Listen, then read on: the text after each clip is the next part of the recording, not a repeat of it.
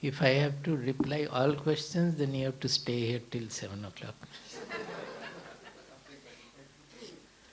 Like Dasharatha's palace, morning till evening, at least one day. Moksha is a religious doctrine, na concept.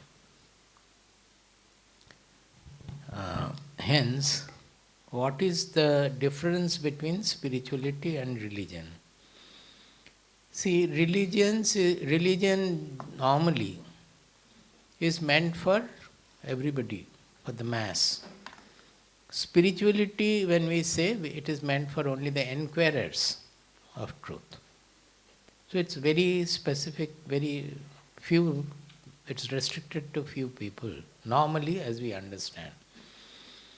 Now, as you say religion, the other day also I was speaking at length that Hinduism is not a religion in our country. Hinduism is called a religion, but it is not a religion. Religion is generally the concepts and doctrines based on the concept of God. Hinduism contains no God also. Everything is included there. Another important point we should remember is dharma is wrongly translated as religion. In Indian constitution also perhaps this mistake is there. That is why we call our state a secular state. India was always secular. Generally religion, the exact translation will be in Sanskrit mata, which means philosophy.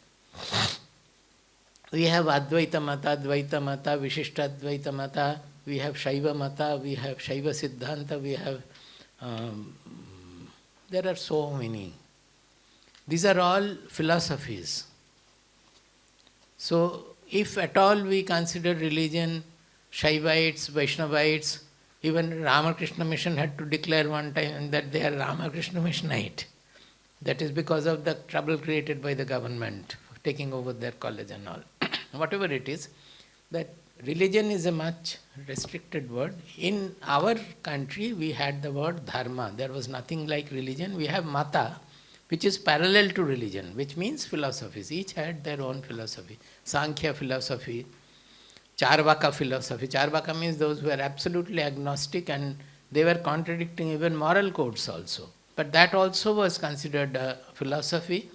And in each, we had lot of discussions, sabha, where things will be argued and debated upon and the truth found out, exposed. So there in such cases, one seat used to be kept for Charvaka also. That means those who will speak against all the moral codes of conduct, all the religions, everything. So our country, that is why I say that this country was wonderful, is also, that they allowed everybody to express their opinion. And it was never on the basis of weapon, it was on the basis of discussion, argument and all. I don't know whether you know, in that oldest university in Takshashila was the oldest university, BC, that is 500 BC and before that. It was destroyed in 500 BC or so by the Hunas from the middle portion of Asiatic. They destroyed the... It was the first known university. In that, there were 4 doors looking towards east, west, north and south. The 4 doors had 4 dwarapalas, means guard. The guard was not standing with a weapon or rifle or lathi or anything like that. The guard used to allow the people, those who are entering, you have to get into an argument with the guard. And if he feels convinced that you are fit to enter the university, they will allow you in the university. And why the 4 sides are 4 different people may come from all sides, and depending on that they may have different philosophies and all. So each was specialized in that corresponding philosophy. Suppose somebody is coming from east, they had a certain emphasis on a certain part. Coming from west will be different, north will be different. So this was our country, where even the guards were experts in philosophical reasoning, and they would allow on that basis. Why did I say this? religion. Now we had dharma. Dharma means no forever. Dharma is defined as the natural law of sustenance of life or nature. Natural law of, or fundamental, better called fundamental law of sustenance of life and nature. This is the fundamental of dharma. That means if you follow the law of nature, you will be supported by nature.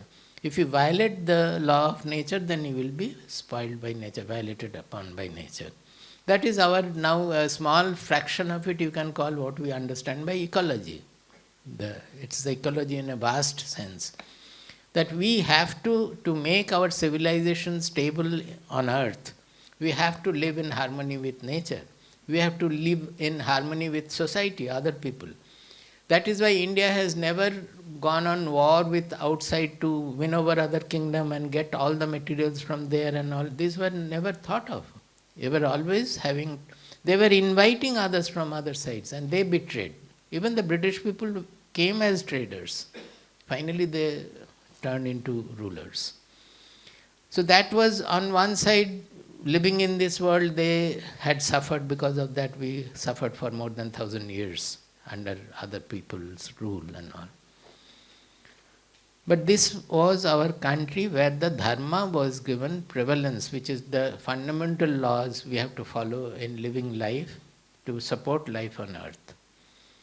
And on that basis we had various moral codes also, which used to vary. For that we had samhitas written, that is moral code, just like our constitution now, we have the democratic constitution.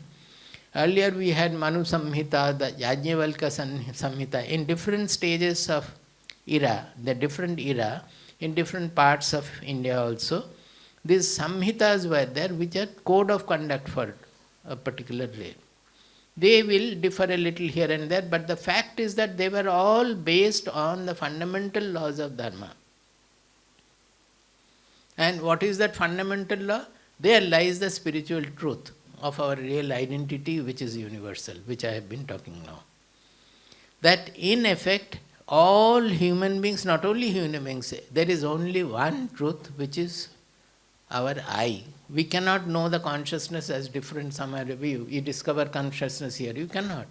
The consciousness can only be known as our I-ness or amness in us. So it cannot be known anything different from me. And that is the universal truth they discovered.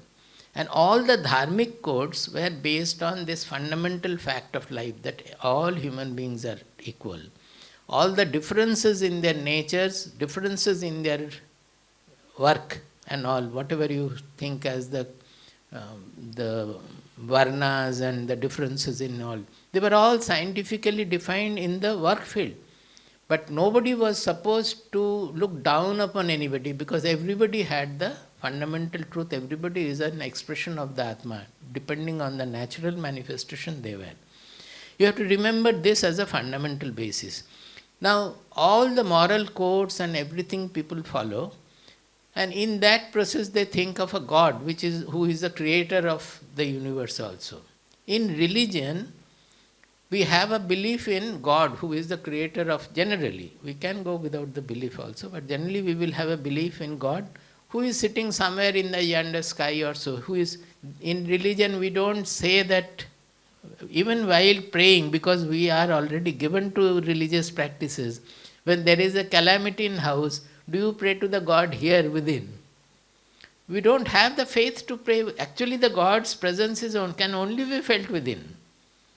But because we don't have the faith in that existence, that reality, while praying, even a saint also will perhaps pray to some God. Where he exists, we don't know. So that has gone deep in our blood that way. So religion believes in an external God and doing worship or meditation or whatever to please that God and having something to fulfill our desires from that God. So religion is based on the external concept of an external God and also concept of desire. Even the yaga yajnas they were performing, everything you will find with a certain desire. Somebody wants to go up to the heaven after the body falls. So naturally he will have a certain yajna to be done. He was doing, thinking, believing that after the body falls, I will go to heaven. So it is based on desire, and the desire means it is not readily. Whether he will go to heaven or not, can you find out? Nobody from heaven has ever called that, yes, I am in this heaven, please come and see. We have no such. So actually that there is heaven, there is no proof. It's on faith. Similarly, you cannot say that there is no heaven, can you say? You cannot prove that there is no heaven also. So it neither can be proved nor can be disproved. There lies the power of these religious codes. You cannot prove them, you cannot disprove them also. Those who want, they can have faith in it, and according to that, their behavior will be bridled. The basic point was to bridle our behavior. That is, we should not function anything hurtful to the society or anybody else. We should always behave in a manner which will be beneficial to the society. The fundamental code of dharma was Shruyatam dharma sarvasvam shrutvapi avadhariyatam atmanah pratikulani paresham na samacharet. Shruyatam dharma sarvasvam shrutvapi avadhariyatam. That means you listen to me, he is saying, the author is saying in Mahabharata. You listen to me, the entire code of dharma. That is, there are infinite stratas. I am not speaking about that. The whole dharma is condensed in this one statement. What is that? Dharma sarvasvam shrutvapi avadhariyatam. But just only listening will not do. We have to follow it. Then only dharma will have meaning, because it is meant for our behavior. Unless we follow the dharma, it won't have any effect. What is the code of dharma? Atmanah pratikulani paresham na samacharit. Whatever you don't want to be done to you, should not do to others. The reverse is also true. Whatever you like to be done by others to you, you do it to others. You think about it and apply it. All decision making can be done from here.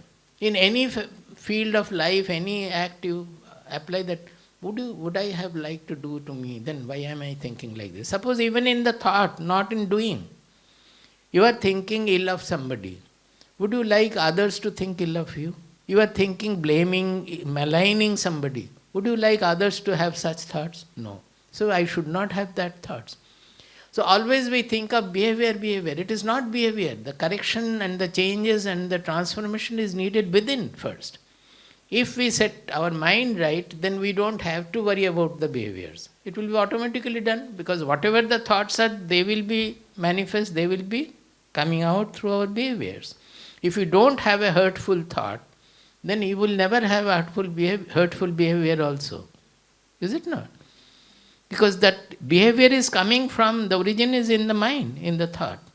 So actually the corrections have to be made right in the mind itself, the atmanah pratikulani. If you feel that, no, this kind of thought I should not have about others, so I also should not, I don't like to have others this kind of thought about me, so I will also not have this kind of thoughts towards others. This is the fundamental religious code. Now, what happens is that we may practice religion and we may worship God generally, which is considered to be religious practice, we are doing. While doing, one day the thought will come that I have been worshipping God for so many years, so many decades. Have I come closer to God? How do I know that I have come closer to God? And who am I who is worshipping the God? Whatever I may say, it is a concept in my mind.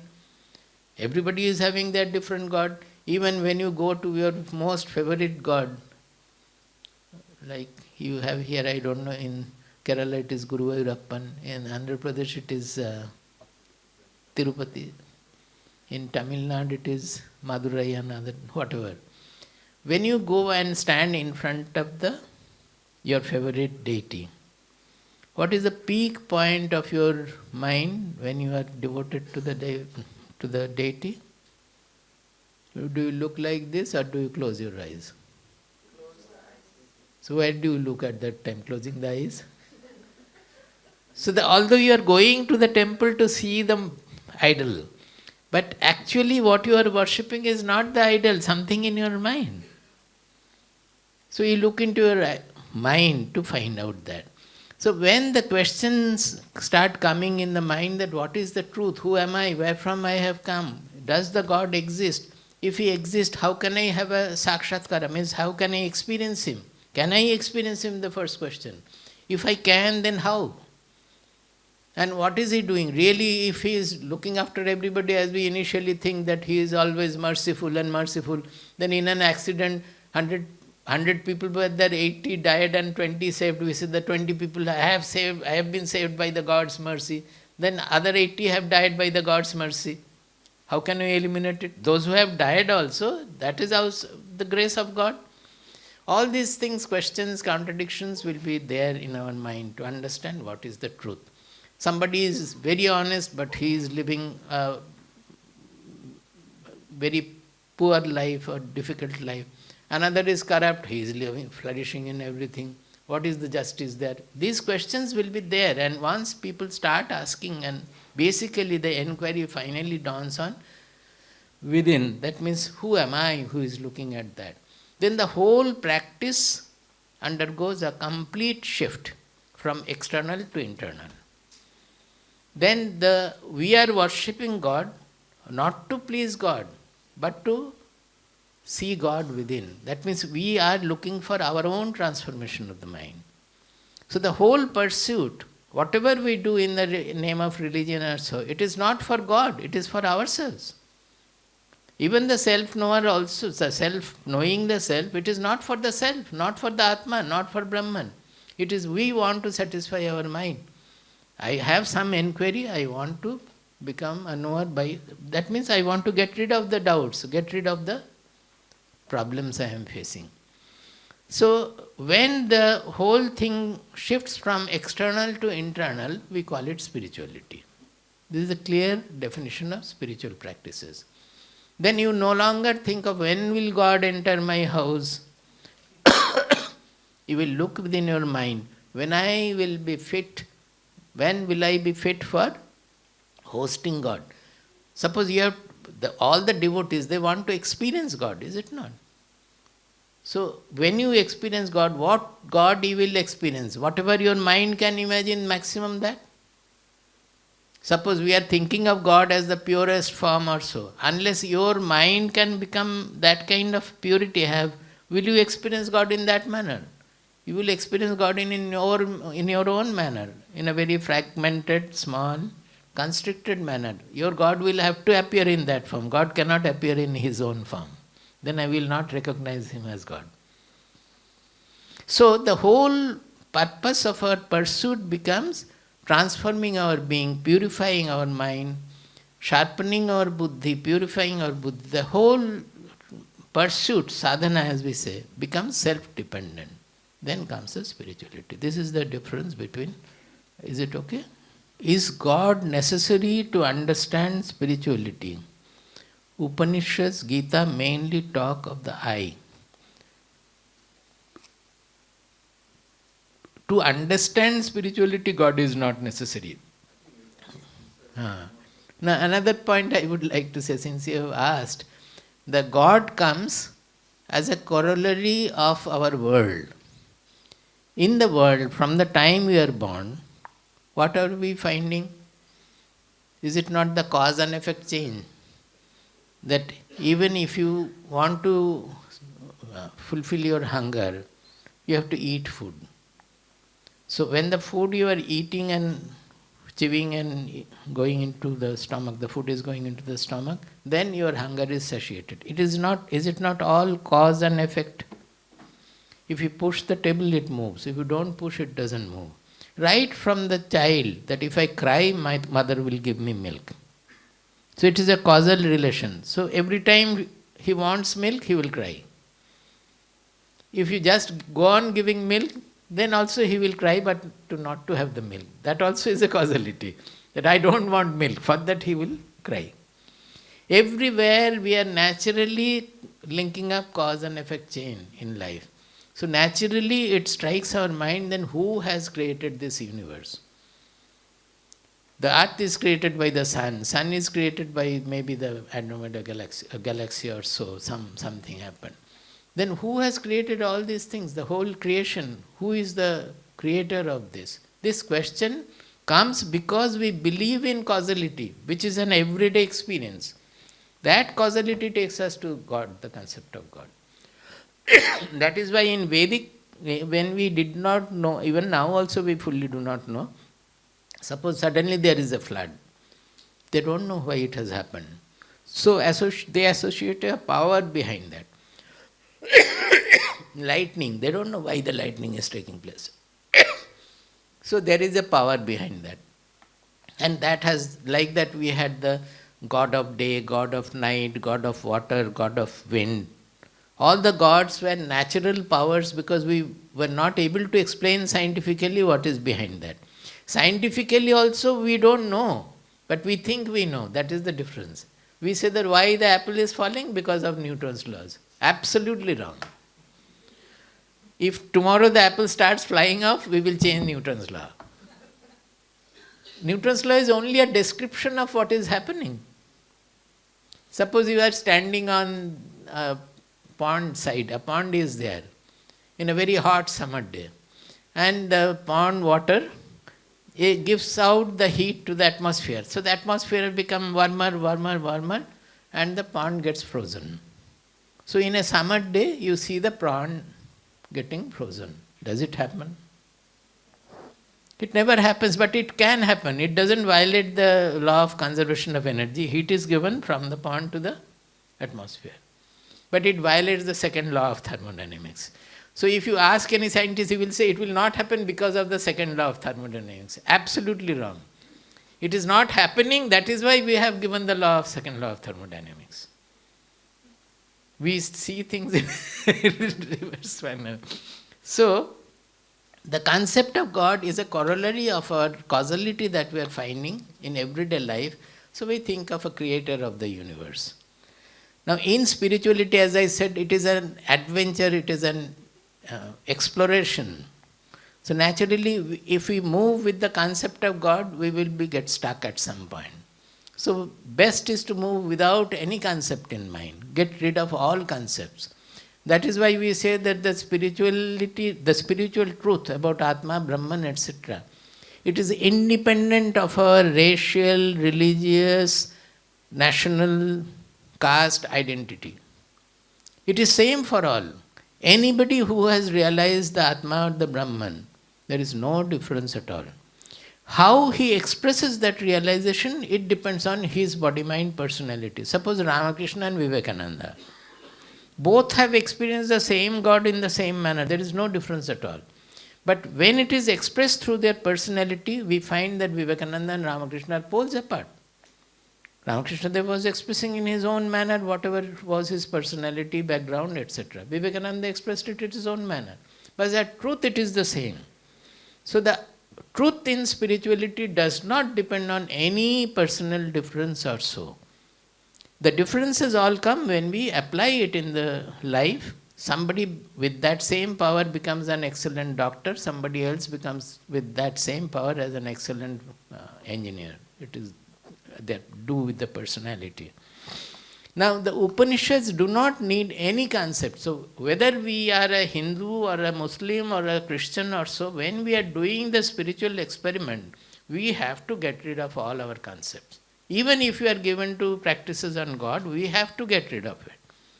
As Ramakrishna Dev had to finally drop his Kalima to go to the Nirvikalpa Samadhi. It's all recorded. That how he was finding it difficult repeatedly. And Totapuri hit his forehead with a firewood or something. And then he could go over to the concept he was having beyond that. So for everybody, whatever concepts of God or truth are hindering us, it is beyond all concepts. No concept can reach there, because concepts are all within the ken of the mind, which is limited by the dual thinking. That is why in our Shastra it is said, every morning they are chanting, Yan neti neti vachanair nigama avochuhu. Is it not there in the morning prayer? Yan neti neti vachanair nigama avochuhu. Nigama means the Shastras, Vedas, Upanishads. The Upanishads have talked about whom? About the truth. About which truth? How? Na iti vachanaihi. By the statements like not this, not this, not this, not the statements as this, this, this. The moment you say this, that means it is a concept of your mind. Is it not? Even if you say Satchidananda, we are forming a concept that, oh, the God is Satchidananda, Satchit Ananda. You have formed a concept. That is not the God. You have to go beyond the concept to reach the truth. So Upanishads and Bhagavad Gita or spiritual text, they take us beyond all kinds of concepts where we are left with the concept making I.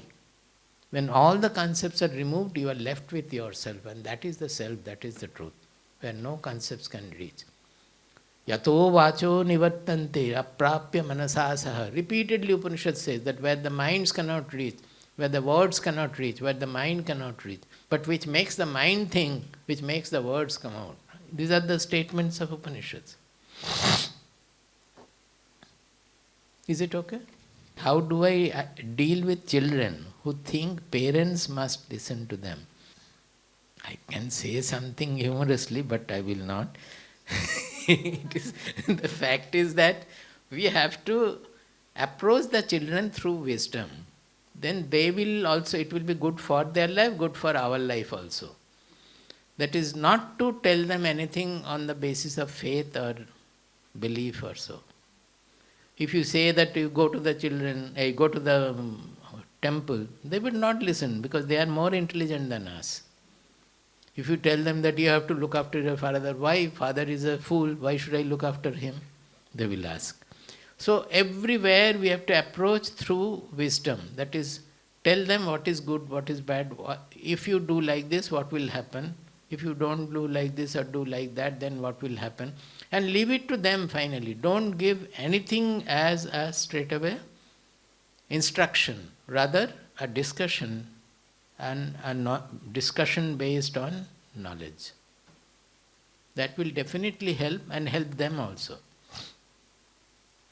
So for that you have to be knowledgeable more. Otherwise you will not be able to reply. Suppose the child asks that, Father, who has created this universe? Oh, you don't know, it is God. Oh, Father, who has created God? You give a slap. Because you don't know who has created God. You have to know that God is also not there. Then you have to understand that if God is there, what kind of a God is there? The whole universe is not there. It is appearing in the consciousness. So how these things can be easily interpreted so that a child will be able to understand. And to some extent you can leave, you can think about it. Why don't you think about it like Lachiketa, like Shvetaketu? There are all small children, Prahlada, 7-year-old, 8-year-old. You have become 12-year-old. Why don't you think well, as they have thought, and come to know yourself? What is that? God is there or not? Creator he is not, because there is no creation at all finally. We can posit a creator, that's all. So the way we approach them, if you change, it will be definitely. See, in your words you have written, parents must listen to them. Oh, he who think parents must listen to them, because they consider themselves to be wiser. Now you have to prove that you are also wise. It can be tackled, I think. Suresh. Once we identified the real I, is it considered as enlightenment? See, considered as enlightenment means normally it is not considered as the final or realization. There is a difference. Suppose you hear about whatever Atma we are explaining, or the scriptures explaining, or YouTube is explaining. Now the YouTube has become a very great God. So they are explaining about the I. And we listen, think about it. And finally we understand what is meant by this self or I. But it remains a second-hand knowledge.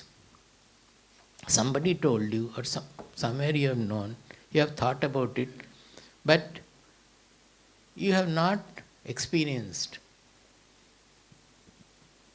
For enlightenment, you have to experience. What is the difference? It is a difference between a second-hand knowledge and first-hand knowledge.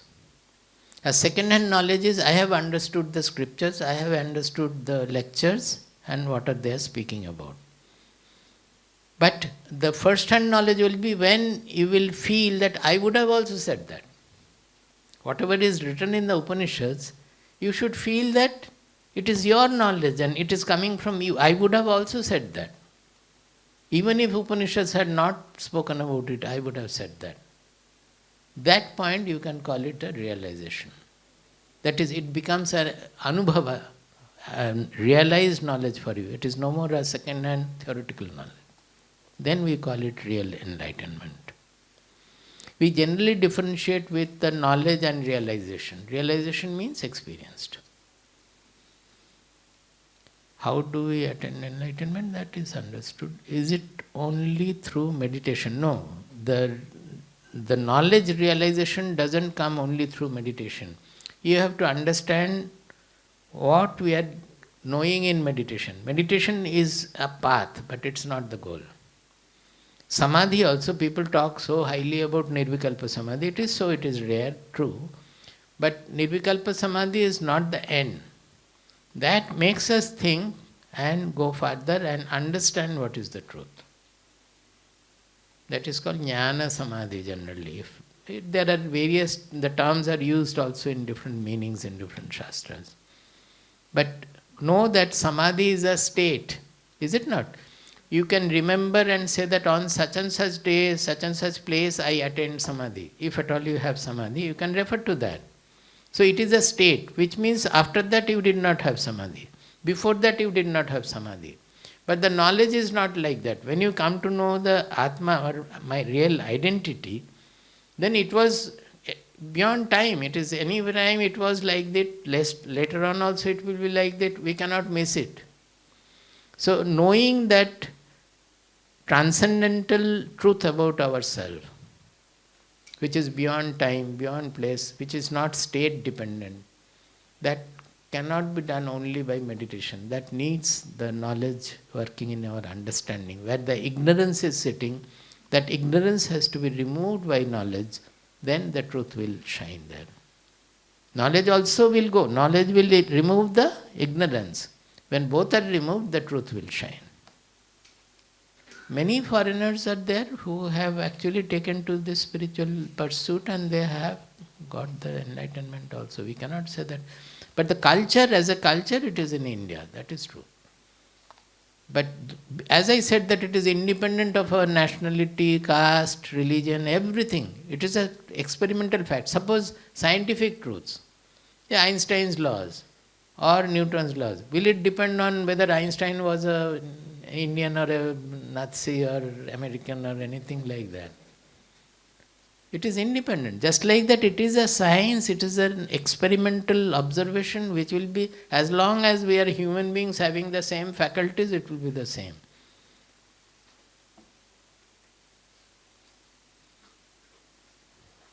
Our income tax people do not understand in India.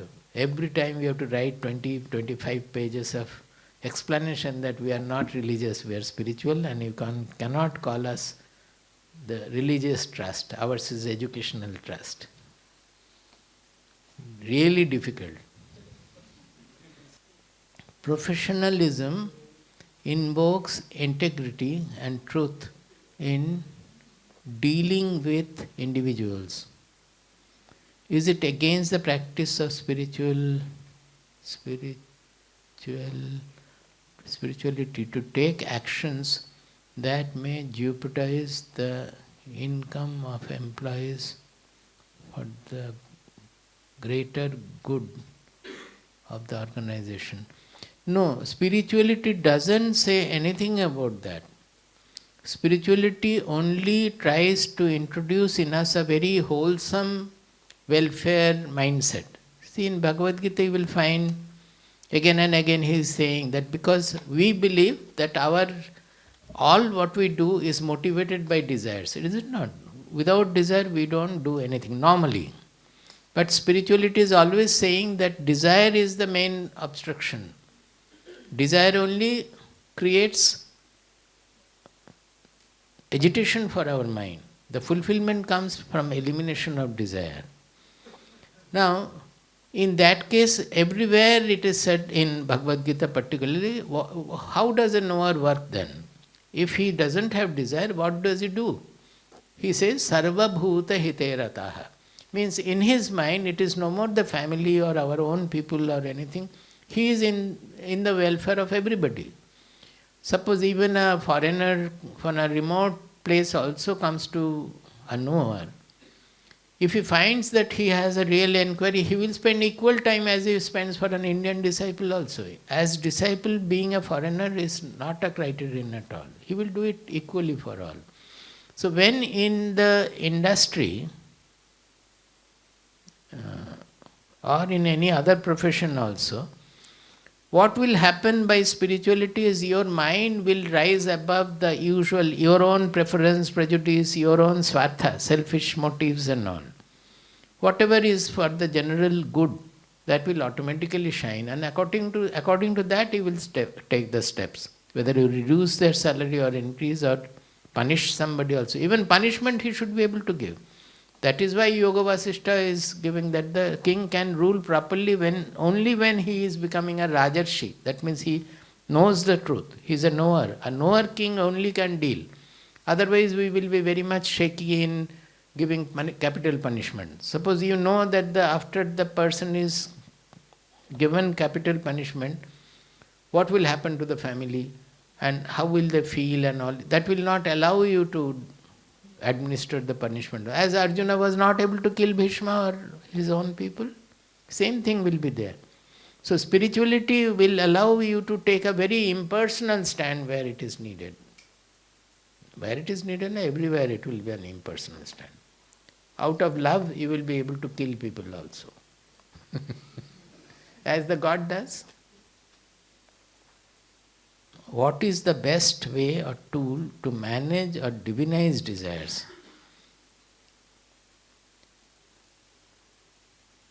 See, desires need not be divinized. Desires have to be removed. Manage, if you try, they will puncture you more later on. That is why in our Shastras we have Dharma, Artha, Kama, Moksha. Kama means desires.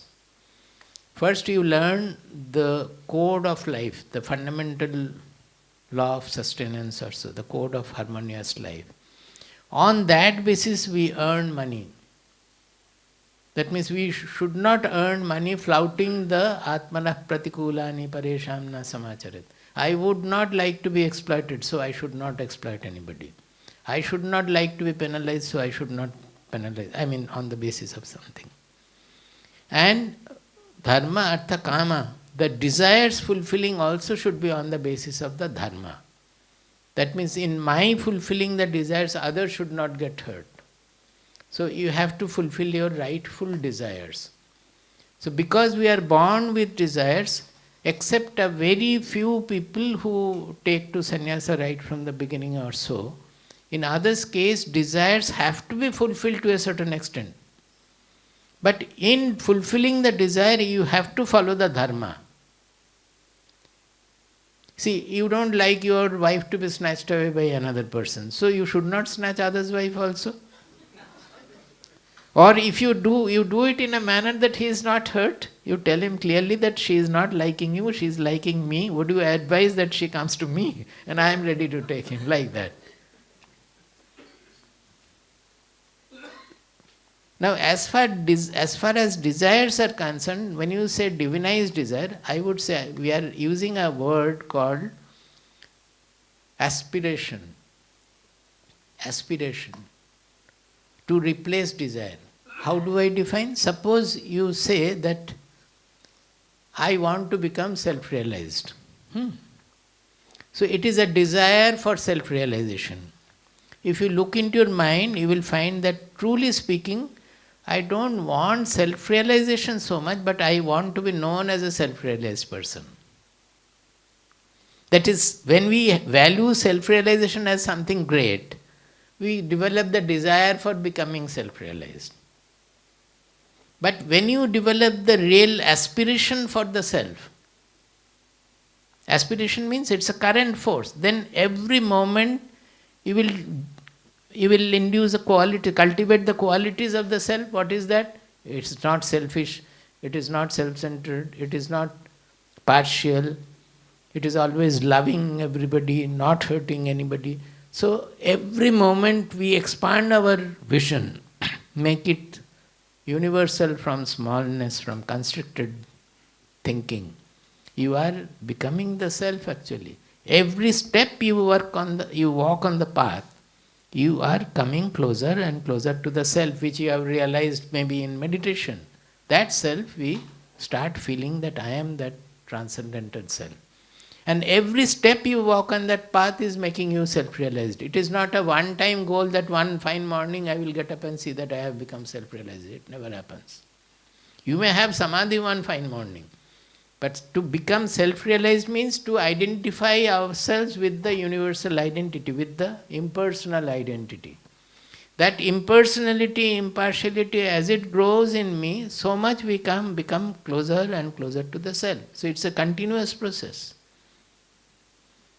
Then we call it aspiration, no more call it desire. So you can call it as divinizing the desire in that way. But it's not correct expression, we call it aspiration. It's a difference between desire and aspiration. Aspiration is a current force.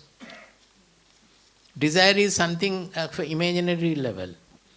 Suppose, can you say that I want to love this person after 20 years? Has it got any meaning? You may have a desire to love somebody, but it doesn't work like that. If you love is a current force in you. You start loving somebody. It's a current force in you. Whereas I want to have a great factory and become very rich, millionaire and all, it can be a desire. Because you are projecting in the future. But if you are a good businessman, that will be an aspiration to become a very good businessman. So every day you work with your business, you are becoming like that. You think of the Tatas, Jamshedji Tata. Was he not, if you have read about his life, he was a businessman in its right spirit and sense. So in the process, when they were trying to establish the first steel factory in India, when everybody ridiculed, including Britishers, great Britishers also. Somebody said that I will chew your steel. The first steel produced in your factory, I will chew it. When they actually produced, he said that fortunately he is not there, otherwise he would have got a stomach ache. So this was, he wanted to make steel of the best quality. He went to the geologist, the best known geologist in Germany, Jamshedji Tata, went to him and wanted his service in finding out the best place to put up the steel factory. The geologist looked at him, and the name I have forgotten. Anybody knows? He looked at him and said that, do you know my fee? How much I charge? He said, yes, I know. That is why I have come to you. He did not speak a word anymore. He came. And with this geologist, they ransacked the forests in Orissa, Madhya Pradesh, for 7 days, without water, with some bottles of water they had taken, some food, canned tin food they had taken. On bullock cart, we did not have those JCBs and all, the tractors and all those things. On bullock cart, a forest infested with tigers and whatnot, all kinds of animals, elephants. They moved into the forest, testing the soil, and it resulted in a failure. They could not find.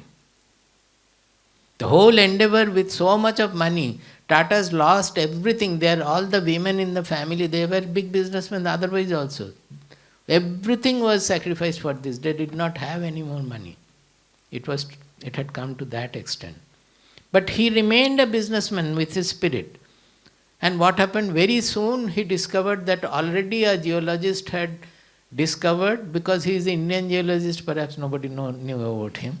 So he had already mentioned about Jamshedpur, that the present Tata Steel, the first Tata Steel factory. Because the steel production will need the iron ore, but not only the iron ore, but coal mine, and also enough of water to run the factory. So all the things were there, lavishly there around. He had spotted that and said that this is the right place to put up a steel factory. But I think poor geologist had died by that time when Tatas discovered and put up the factory there. Huh? Bengali, Ghosh. His statue is there in front of the managing director's house. That is only neglected statue. No, what I am meaning this, that the aspiration, the Tatas, the Jamshedji Tata and later on them also, they had the aspiration to serve the country through business. That is the real business is that. Business is considered to be Vaishya Vritti, is for sharing with people, service to the society. It's a service to the society. That is the fundamental point of this Vaishya Vritti. They considered it as a service, and for that they sacrificed everything. That is an aspiration. If he had sat and thought about having a steel factory, what would have happened? Nothing would have happened. How much he sacrificed for that? That is the power of aspiration in a person. Are we born with desires? Yes, we are more or less born with desires, no doubt about it. But generally the major desires, Bhagavad Gita clearly says, Dhyayato Vishayan Pumsaha Sangasteshu Upajayate Sangat Sanjayate Kamaha. That the real desire appears from Sangha. What is that Sangha? Dhyayato Vishayan Pumsaha Sangaha Teshu Upajayate. It is by constantly thinking about something, we develop a clinging towards that. And from that clinging comes the desire. Suppose a new, now what is that, Tesla or something, the electrical car has come. It was not there a few years back, 1 decade back it was not there. So nobody has thought about owning such a car also. The desire for such a car would not be there. But when the car is there, you start thinking about it. If the car is purchased by your brother or the neighbor or colleague or so, you see the car every day. One day he calls you and, oh, there is no sound and all. If there is no sound, it is liable to have accident also. But that we don't think. We only see the other qualities and, okay, it seems to be. So then every day you go with him and every day you ride the car and think about it. So a desire comes to your mind that I should also have this car. So it is whatever we are thinking repeatedly, that gives a sangha, develops a certain clinging to that, and that results in desire. This is in every field. You can think of any desire you have, it is like that. As long as you do not know, you don't think about it. When you come to know and you taste it, then you start thinking more about it, then you get trapped by it. Without that you cannot live anymore like that. So this is 2 point. Dhyayato Vishayan Pumsaha Sangasteshu Upajayate Sangat Sanjayate Kamaha. Then it goes on further. How can we integrate spirituality in work practices so that we can stay focused and motivated at all times? This again will depend on what we understand by spirituality. Now, one great point of incorporating spirituality is to remain always unaffected, unagitated, peaceful. That you have already done to some extent. At least in some field you have done. Because how do you do any work properly? Only when the mind is calm, peaceful. Then anything you do will be much better. So spirituality allows you to have a very calm, peaceful mind. By what? What is the spiritual practice? Today I started with Raga Dvesha. That not to cling to what I like and not to hate what I dislike. Not to have preference and prejudice. So having an impersonal, impartial, uniform approach, where you do according to the quality, whatever is to be taken you take, whatever to be rejected you reject, but not developing any clinging or hatred towards that. So that comes best when we have a great acceptance, which I always refer to as acceptance button, that is pressing the acceptance button. In any trouble in life, some trouble has taken place. It is already past, is it not? Can you walk back in time? No. Regarding work, regarding factory, anywhere, you cannot walk back in time. So, why are you getting agitated? That has happened because you are not ready, your mind does not have the readiness to accept whatever has happened. Actually, you cannot do anything than accepting it. It has happened, you have to accept. Thereafter you do anything to retrieve or to redress and all, that's not saying that you should not. But the first thing you have to take is that understand that the mind is revolting, getting agitated, or I am crying, I am wailing. It is because my mind is not ready to accept whatever has already happened. And truly speaking, if you can accept whatever has happened, the moment you accept and understand and accept, you find that your mind will become absolutely calm. So in that mind you will be finding out the solution in the best manner possible. Is it not?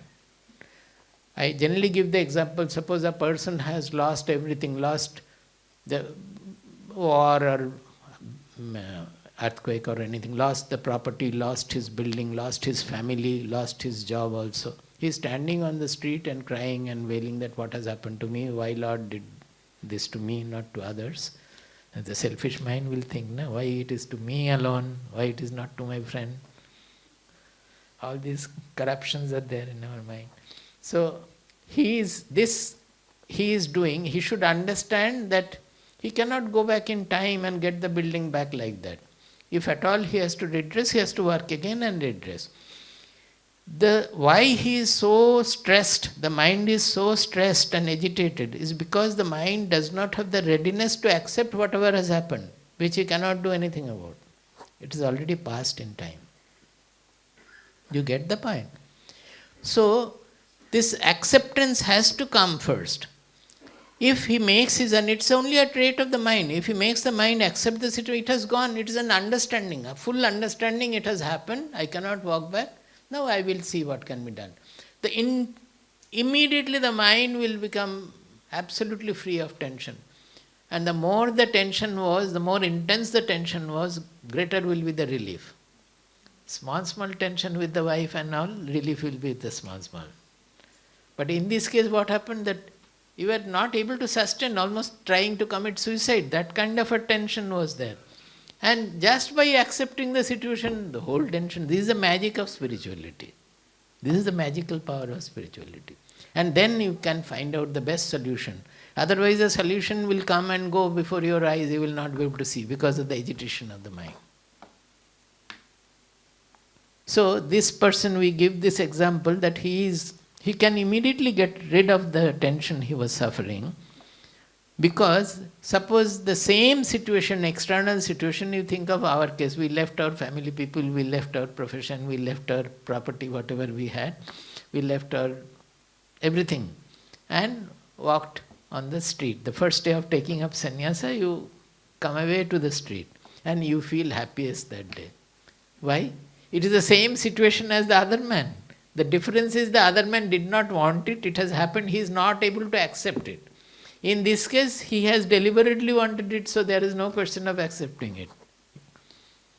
If something he had not envisaged, then he has to accept. Suppose he is not, nobody is giving him bhiksha, he is not getting food and all, then he should not start crying, then he should not have taken up sannyasa.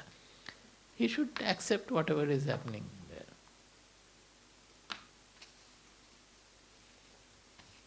Is it okay? I think, oh well. Finished. All. All I have. Then you give me questions. These are all finished. It's 12:30 also. Done. So this acceptance, although we are saying spirituality and all, in spirituality we generally call it surrender. It's same actually, it's just looking at the same thing. Surrender means what? Whatever is being done, it is done by the providence. You call God, call providence, call anything, nature. Whatever is happening, it is done by God. So why should I have complaint? If God is killing me, I should accept it. See, there are beautiful stories to explain these things. When Rama had put his bow at once to Rama, and suddenly a frog from below started, it was about to die. So seeing that, Lakshmana said that the Prabhu, you have put your bow on it is pressing and killing the frog underneath your bow. So then Rama said, Arey, why you fool, you did not call, I would not have killed you. You should have called at that time that you are getting pain. The frog said that when I am finding my Mahaprabhu is killing me, how can I complain about it? I have to accept the death. The frog had that intelligence. But it is actually training for us. If we consider that the providence is doing everything and God is omnipotent, He is doing everything, then whatever is being done, it is by God. We should not have any complaint. So people say that I have surrendered to God, surrendered to God. You can easily test. If he has really surrendered, he cannot complain of anything at all. You test it on your devoted wife and all. Those who claim devotion, they cannot have any complaint about anything. Even if you reject him like Sita, send him away also, send her away also, they cannot say anything. Because it is by God. They have to surrender means they cannot have any complaint about anything. So we call it surrender, call it acceptance, call it nirapeksha, that means not expecting anything. That is all the more difficult. Even when people renounce and join an ashram, they expect appreciation from the teacher. And if that is not there, they feel bad. Oh, Swamiji is liking the other person more. He doesn't look at me. All sorts of complaints.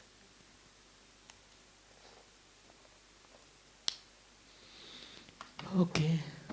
Anything else? See, this is from Kathopanishad.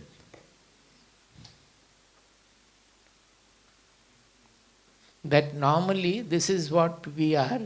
The 5 horses are the 5 sense organs.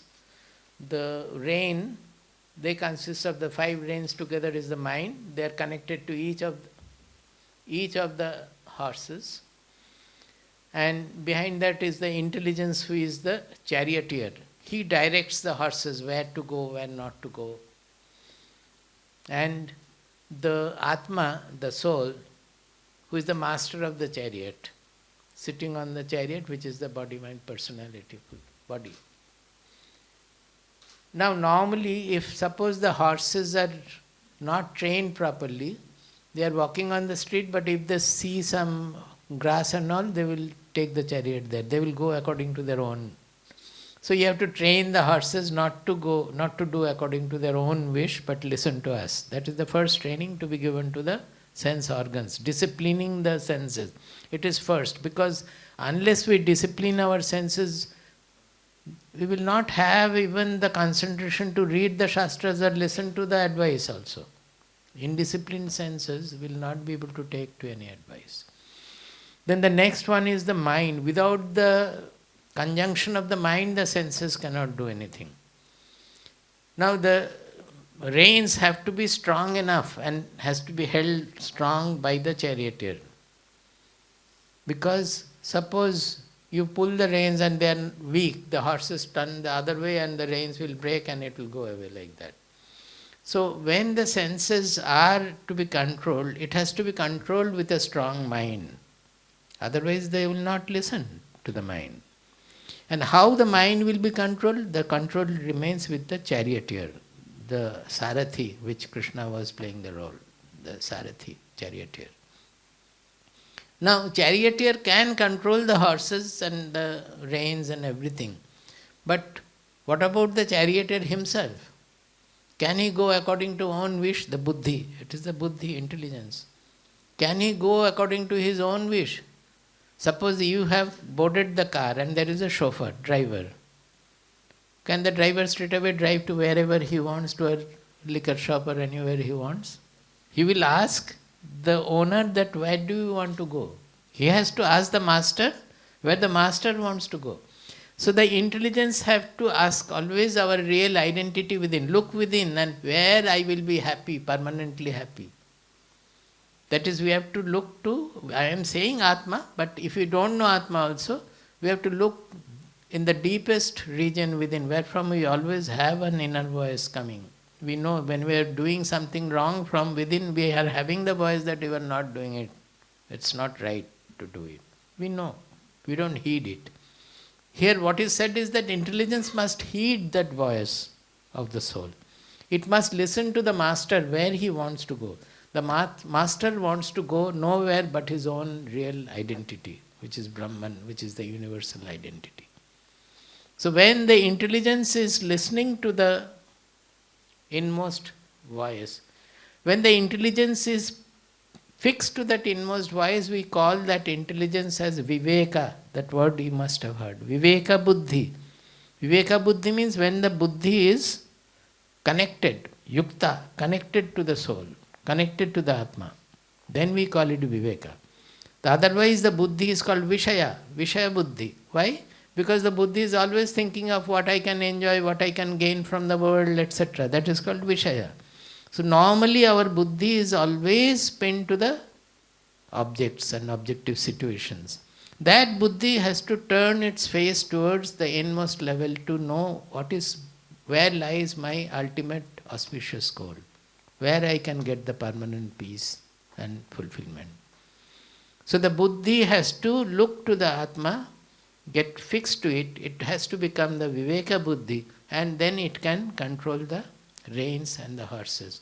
Then the chariot will reach its goal. Show the next one. Nahi hai? No, I will tell then, it's okay. That is what has to be done is that the disciplined horses listening to the reins, that is the mind, the disciplined senses listening to the mind guided by the intelligence, and the intelligence always connected to our real identity will make the chariot reach its destination. Is it not? So this is the integrated personality. This is the integrated personality. That means normally we will always have clash. The senses want something, the mind wants something else, the intelligence says something else. There will be always ladai going on, jhagda going on.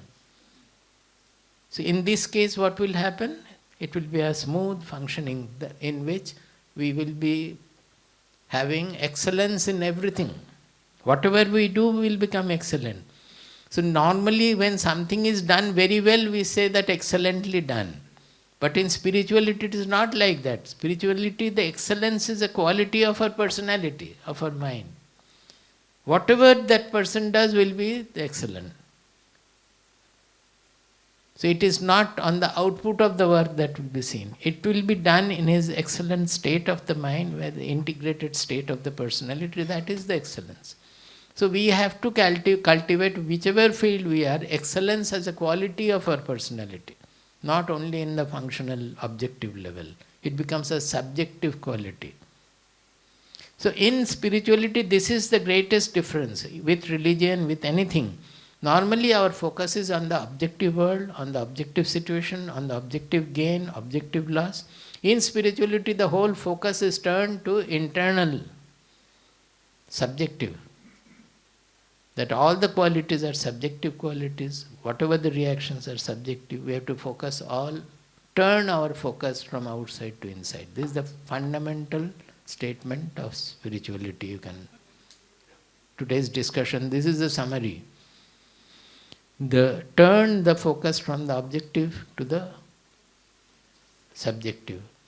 So whenever a situation is wrong, our focus is always on setting right the situation. Before that you see that your response to the situation is okay or not. How is my mind reacting to the situation? After that you correct the situation objective. It will be fine. Okay, so we will stop. I have a question. No, you can say anything.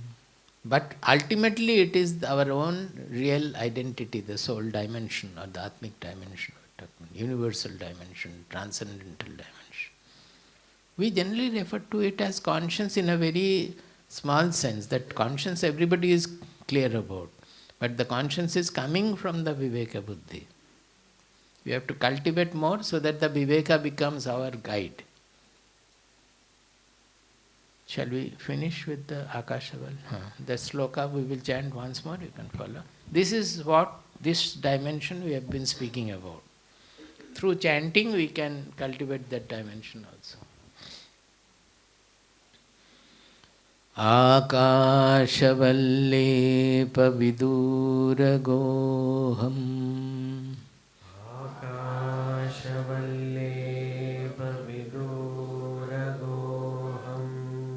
Adityavadbhasya vilakshanoham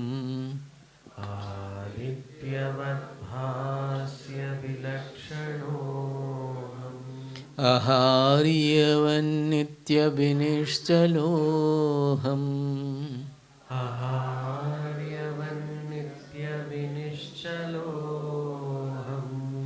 Ambodhivat paravivarjitoham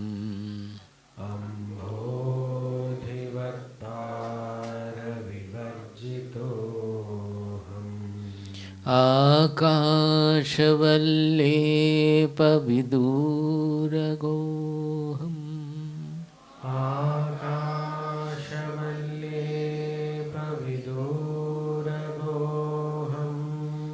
Adityavadbhasya vilakshanoham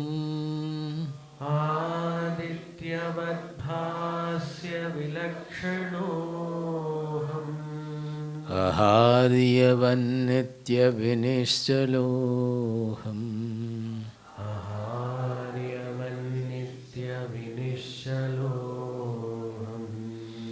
Ambodhivat paravivarjitoham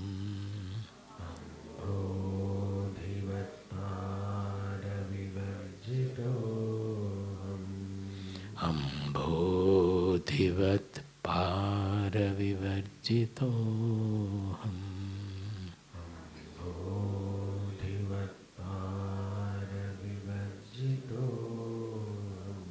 Hari